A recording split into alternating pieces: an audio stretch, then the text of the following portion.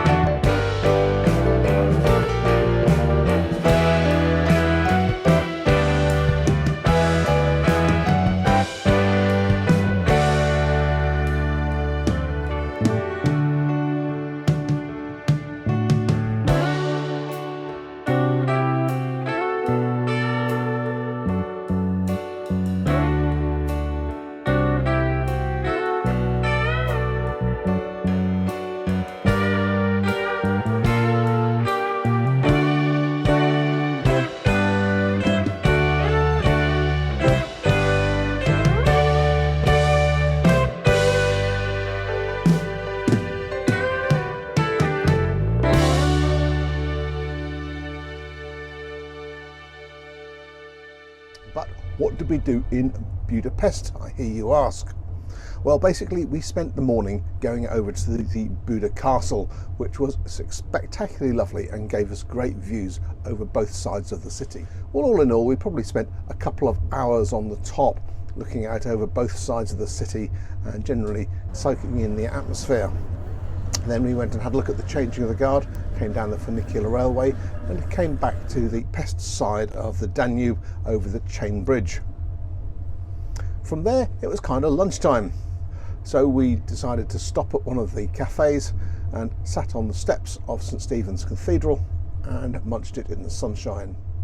After lunch we decided to round off the afternoon by walking upward stream up the Danube to the Parliament buildings. And along the way we picked up the Shoes on the Danube exhibition, the site where so many of the Jews were executed and thrown into the river.